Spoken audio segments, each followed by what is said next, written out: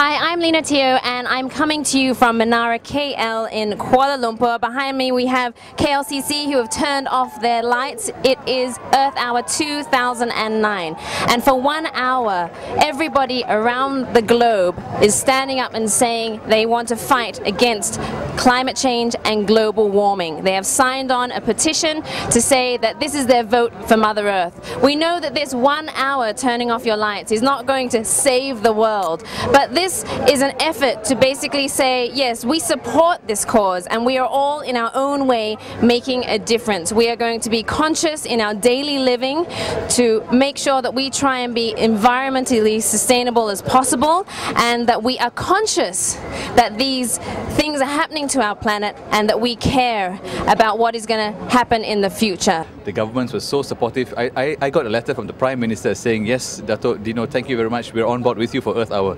From the Prime Minister himself, Chief Minister of Penang, Lim Guan Eng, wrote the same letter and said, yes, thank you very much, we're on board. So it was not a difficult process. The FT Minister said we're on board and all the federal territories will pledge to turn off the lights.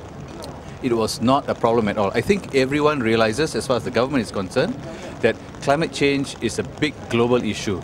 With limited resources, people just came forward to offer to host events, to organize events at their expense. And that was really amazing, because if we were to pay for all of this, there will be absolutely no way WWF could have afforded to pay for all this. So everyone just voluntarily came on board. And mind you, it's all about the cost in the planning, the cost in doing the event, and probably some cost in cleaning up and whatever.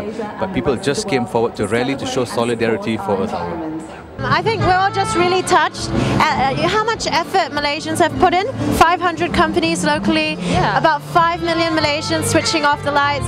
It's inspiring, I think, for the younger generation to say we can get our act together and we can make a difference. Yeah, I mean, it's to be part of this. Malaysia's coming together. We're united, everybody, all the different stakeholders.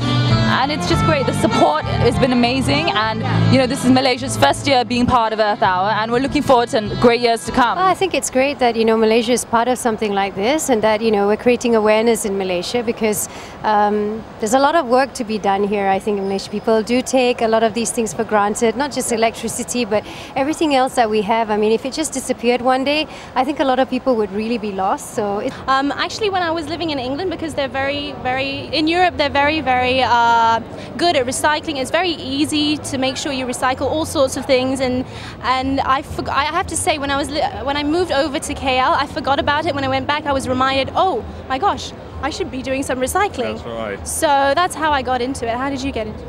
Well, back in Australia, people actually get really angry with you if you don't recycle.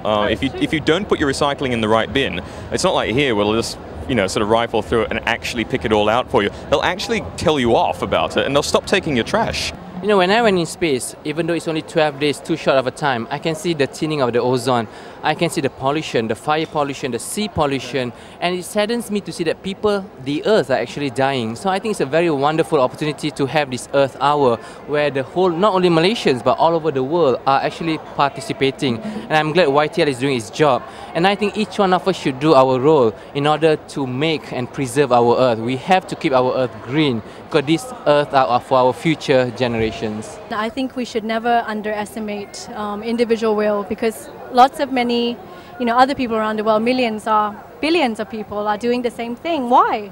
I mean, you should ask yourself, why are people actually doing this? If it's a gimmick, or as skeptics claim, it's something that's sort of not worth doing because it's an hour.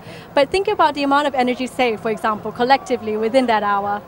I mean, it already sort of inspires people to do more, and the awareness has been raised. So I hope Earth Hour continues.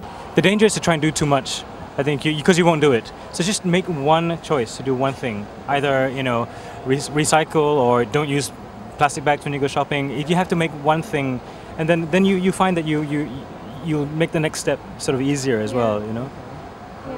I think it's I think it'd be great if people thought of it as a lifestyle. It's not something that they have to feel pressured in doing. It should be part of their life. And like I say, if you think about it, it becomes really easy. It's like brushing your teeth every morning. Why do you do it? After a while, you don't think why you're doing it, you just do it.